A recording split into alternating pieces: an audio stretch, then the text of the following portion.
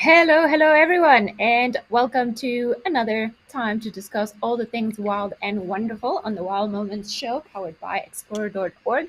We're very happy to have you guys on board today. My name is Ali, and joining me today is Taylor, who, funny enough and ironically, is just across the room from me. Hi, everybody. Taylor, So good to be here. Thank you for having me. yeah, you're welcome. I'm giving you the inside of the house. Hey, Taylor always bullies me out of all the places. But having said all of that, it seems like we're going to have quite an interesting and unusual show today. A lot of unique things have been cited on the cams all across Africa in the last couple of days. So Kurst has selected a few clips that I think are going to be quite interesting. But before we delve into all of them and all the debates that they're going to bring up, just remember that this is a live and interactive show, and we love hearing from everyone. So if you are around and you want to send us your comments, your questions, your thoughts, or just to say hello, then we would really like to say hello back to you. I have to say hi first and foremost to Rosa Torres Bravo, which is like saying your name because it sounds very Spanish-like, and that just it hits home. You're saying good morning from Houston, Texas. Well, we're saying sort of good afternoon from a very, very hot South Africa. And Zygote, of course, you are here with us today. So hi to you too. Now, I think we need to give everyone a bit of a chance to sort of get started and log in. But while we do that, Kirst, should we go and have a look at the very first debatable clip that you've selected for us? And when I mean debatable, is because this creature that we're looking at could be a couple of different things. So let's Yeah, just have a look. absolutely. What's your first thought just looking at it? I wish I could tell size because it looks. So the options that we are considering, it could be a melanistic white-tailed mongoose because it looks fairly big. So that would be one option. A more accurate one, I would say, it is wet, so maybe water mongoose because it's gone in the water. Not really many species of mongoose do that. And then there's another species of mongoose that people don't often talk about, or I don't know why everybody forgets about the existence of it, but it's called the Meller's mongoose. And it's basically like a white-tailed mongoose, but it's all black. It doesn't have the white tail as the white-tailed mongoose. If it's really wet, I'm going to go with water mongoose. I have never seen any of the other two species of mongoose actually going in the water. So I've actually seen Mela's mongoose a couple of different times, but when I was working out on a reserve called Salati, the Mela's mongoose were quite prominent in that area, and they very often cross the Salati River. Now, Oh, the really? great because the tracks of a water mongoose are so different from the other mongoose species. And we were able to identify that it, in fact, was a Mel's mongoose because of the size difference between a white-tailed mongoose track and a Mela mongoose track. Obviously, the white-tailed mongoose being the largest species of mongoose that we see, they're slightly bigger. And it was amazing because they were basically going through and then climbing up onto this rocky outcrop, if you will. And one of the favorite habitats that we've seen in South Africa with Mel's mongoose, or where they seem to be most common, is in spaces where there are sort of rocky outcrops. Although they're a very adaptable species. So I don't know. Like I'm just looking at it now, and in that first clip when it was sort of trotting along the open grass, and did you notice? And you can see it here how dark its legs are.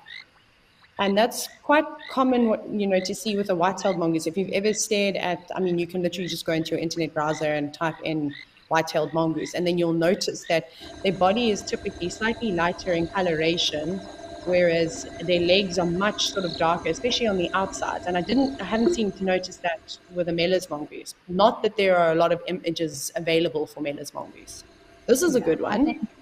I think this is not the mongoose that we're looking at. Just in case anyone got confused, I think this is just a different video clip showing us what a white-tailed mongoose looks like. So for comparison, so that we can debate a little bit more.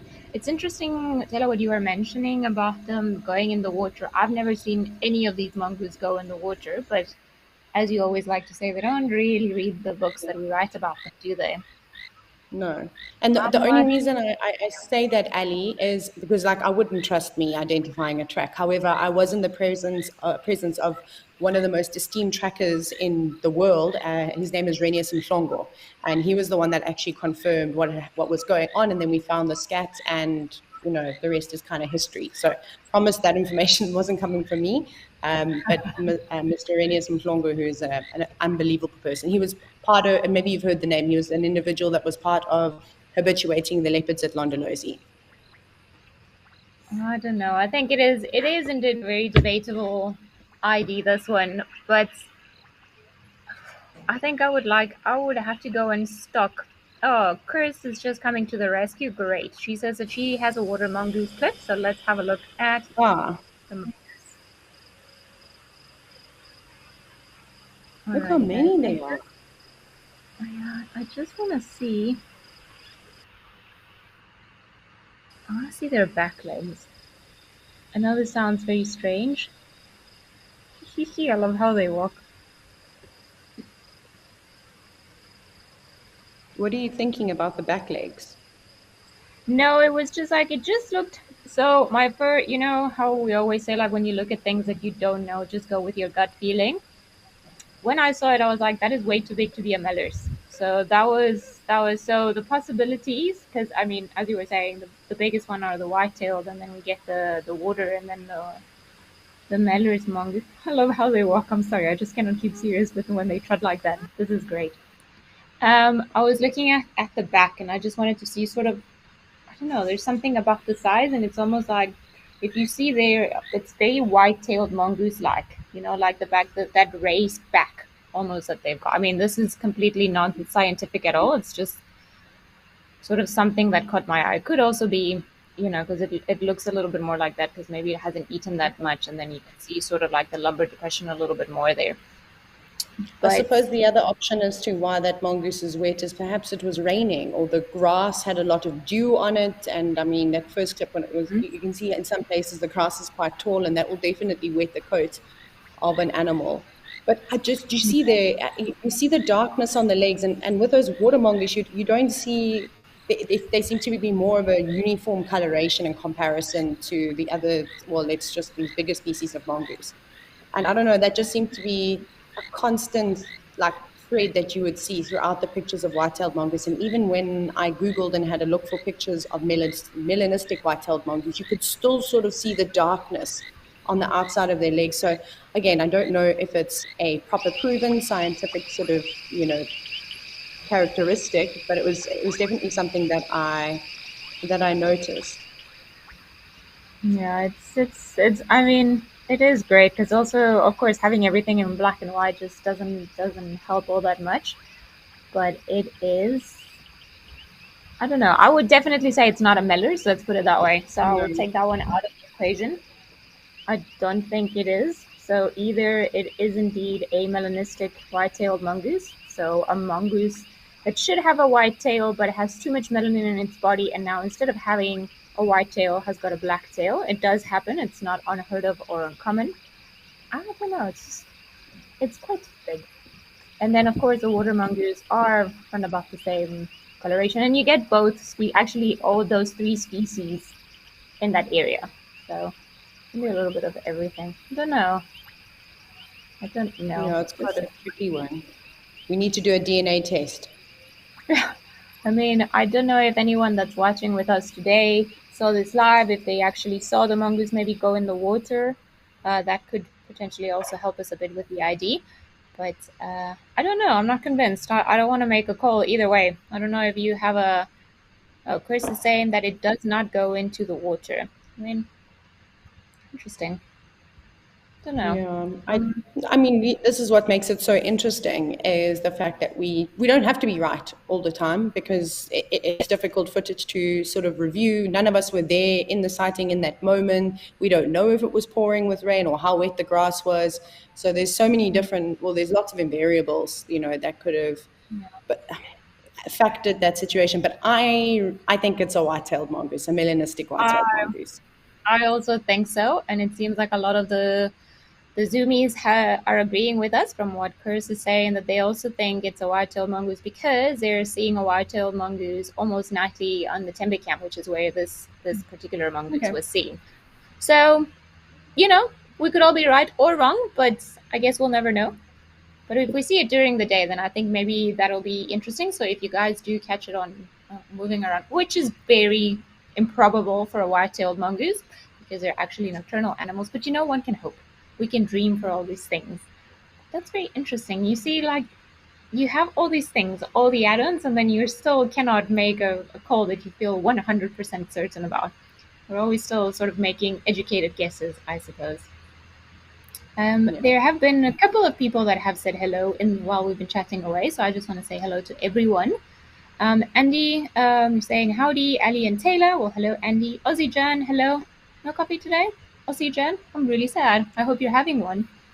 Mary Momo, you're saying hi, Ali, and welcome Taylor from Hot Springs, Arkansas. Just a morning walk here with her cup of coffee. Mary Momo, well done. I had cold coffee today because it was way too hot. I have no coffee. So I still don't know how you do this. Dear MC, good morning from Seattle. And I'm just saying, Gemma, you're saying good day, all glad to see you and the mongoose. And hello, ladies from Allison in Liverpool, UK. Oh, it seems like we've got quite a big girl party going on today. I like this. It's nice. Sorry, Zygo, don't mean to offend you in any way, or anyone else that might be watching for that matter. Righty. Having said all of this, I think let's head on to our second clip, which also involves a melanistic creature. Oh, wow. Yeah.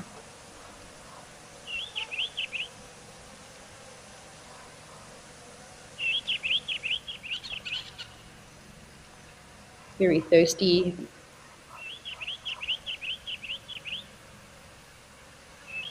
So if you look at them, you can see that they are basically the same. One is very dark and one is very light in color. Both of them have got red legs and a sort of yellowish, reddish. Oh, I forgot the actual name for that. Taylor, please help me. Where the nose is, the top of the beak. The seer. Yes, that one. Thank you. No problem. That's about, oh Oh, my okay. goodness. Okay, there's a little bit of action going on. Perhaps doing a cheerleading act. That's quite nice. Well, this is very unusual. This is very cool. Okay, regretted it. Fair enough. So for those of you that aren't sure what species of bird this is, these are gabar goshawks, which are amazing accipiters and actually quite common throughout the low veld, so the greater Kruger sort of area. You see them quite often. And I have actually seen a melanistic gabar goshawk at Mala Mala last year, which was great. We didn't have a normal coloration or normal version of one just sitting up there, but it was quite cool. We got some pictures. It was really interesting to sort of have a look at. And the guests that I was with were on safari for the first time, and they hadn't really ever seen any bird species where they're from, sort of that have these, the overproduction of melanin. I find it very funny because you can you imagine what it must have been like about maybe 50, 80, 100 years ago, seeing these two animals, and we know now, thanks to all of this genetic testing, that they are virtually the same creature. They're the same, well, not the same individual, but the same species. And then there's just such a massive difference in general physical appearance, just because one has a genetic modification, cannot control it. They don't turn black on purpose. It's not normal to see them be black, but it's just, it happens. And of all of the sort of eagles in general, or raptors, they do have a couple of different color morphs, if we can call them that way. Some of them are lighter, some of them are darker, some of them are a little bit reddish, and then of course there's a melanistic one. And I think out of all of them, I think maybe in my experience, the gabar goshawk has been the one that I've seen in the melanistic form more often than some of the others. So it would be, I don't know if this is correct, but in my experience in this area, this is what this is what I've experienced with them in particular. But it's quite interesting to see them almost attempting to mate. We are still in the full swing of summer, so there's still plenty of time for pretty much everyone to still raise their chicks or try to bring up a new brood, because summer is here to stay for a little while. As you can see from the beautiful sunshine in the back, but don't be fooled. There's apparently more rain being predicted. Kath, this is a very interesting question and a very, very good question. Is there a benefit to being black versus colorful or white in the wild? Stella, do you want to answer that? Gosh, I think it also depends on the environment that you're in. So obviously, if I'll use a really good example, and I'm going to speak on behalf of Tristan. He was recently up in Laikipia, which is in Kenya, and he got to spend some time with the melanistic leopard. And he said it was unbelievable to see how this cat actually stood out like a sore thumb.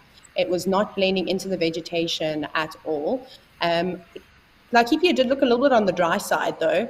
But I think even then, say they have had excessive rains or normal rainfall, and we're in between, or Kenya's in between rainy seasons now, that it just obviously must be quite difficult for that melanistic leopard to do any kind of hunting. Now, what we obviously know about predators and actually all animals is that everything is opportunistic. Obviously, if you're a selective grazer, I mean, like you're not opportunistic and you're going to just grab some, you know what I'm trying to say. But predators specifically are very opportunistic, and if there's opportunities to hunt during the day, why not? But now, being restricted to really only having a much cover at nighttime, that must be quite difficult, because I've seen so many leopards catching various prey species throughout their day. And especially if it's a young individual, which she is, still going to be finding her feet, trying to figure things out, probably hasn't settled properly in a territory just yet, So yeah,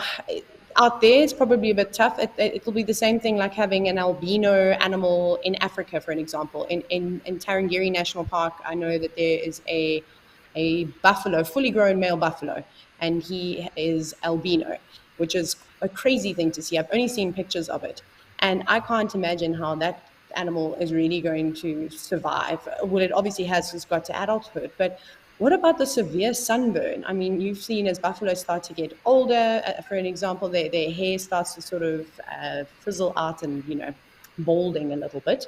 And you're going to constantly have to stay caked in mud all the time. And your eyes must be so sensitive to light, and your nose and things like that. That must get really badly sunburned.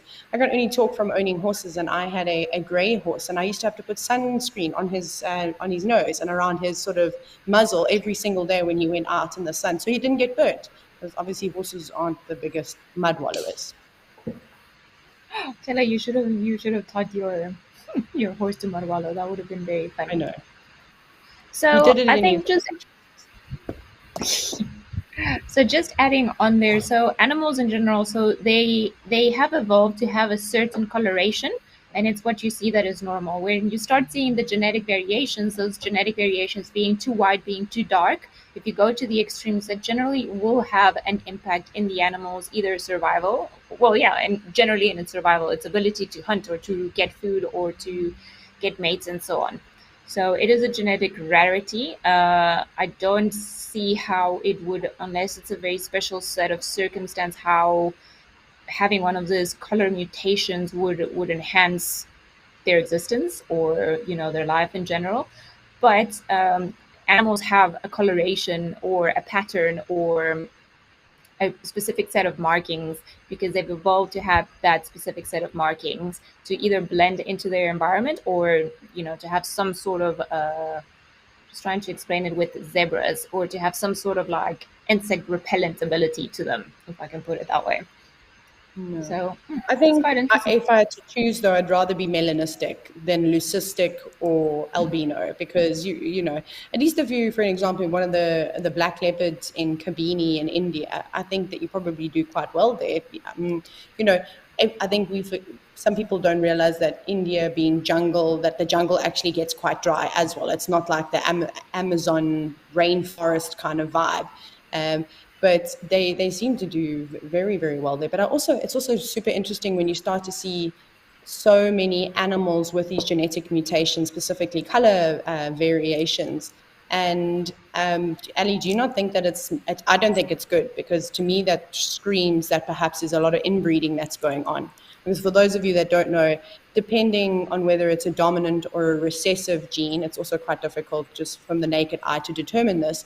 But obviously, with a recessive gene, like we're typically seeing with melanistic leopards, as our example, is that the male and the female have to have that gene in them somewhere. It doesn't mean that and then they'll mate. It doesn't mean that their offspring are always going to be melanistic. They can still throw the normal coloration, but obviously then they've got a higher chance of melanism being being overproduced, and you're starting to see that. So like Kipia is crazy, because they talk about there being over 5 different at least that now, they're now starting to see, which is super interesting.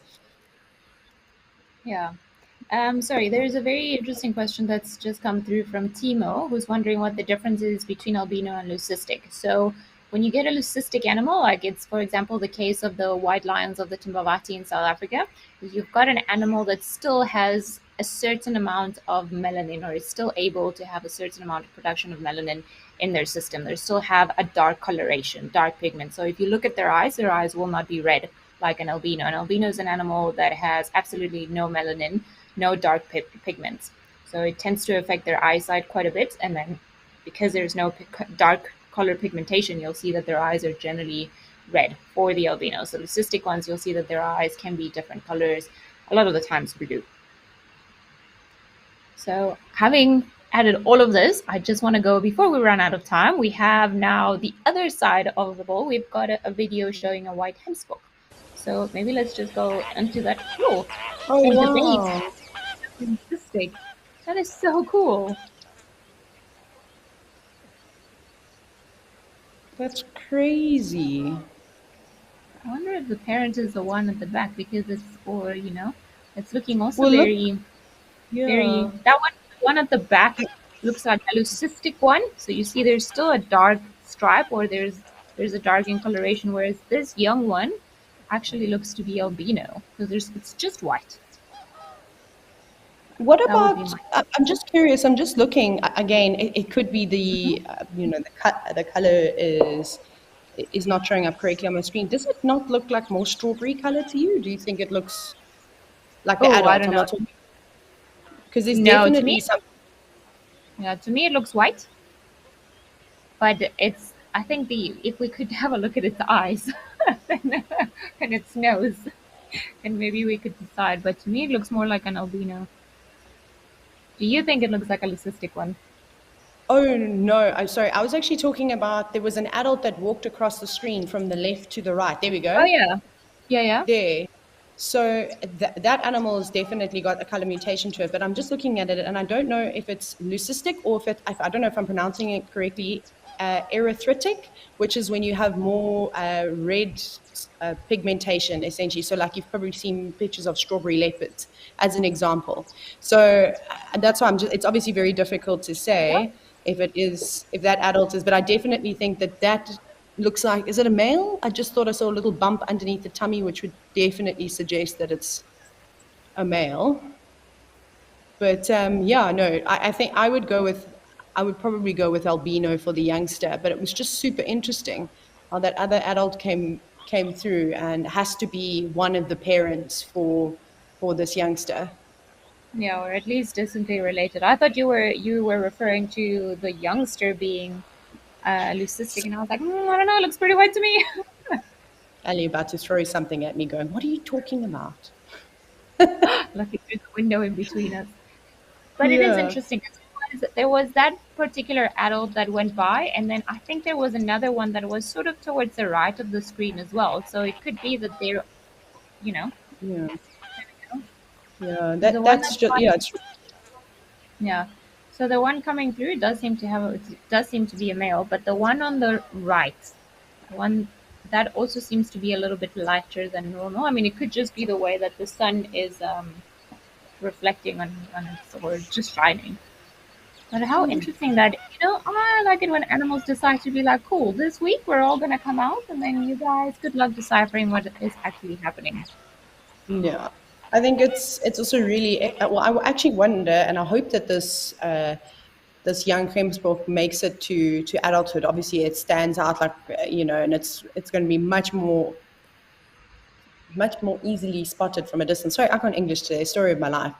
But the other thing that obviously is quite difficult for Gemsbok is, they're constantly in sort of harsh desert environments for the most part. That's where they thrive. So we know white reflects light and blah, blah, blah. You all know that from high school biology or whatever subject we studied it in. And there are obviously a number of different ways that Gemsbok will combat the heat, from nasal panting to increasing their body temperatures to help with perspiration, blah, blah, blah, all these really cool things. But I wonder if that Gemsbok would be cooler than the rest. It'd be really cool to see if you could monitor its, internal temperatures, or I don't know how you would actually do it because I'm not a scientist. But anyways, to try and measure it and compare it to Gemsbok with normal coloration. I mean, it would stand to reason, right? Like, it would make sense. Of course, there's something else.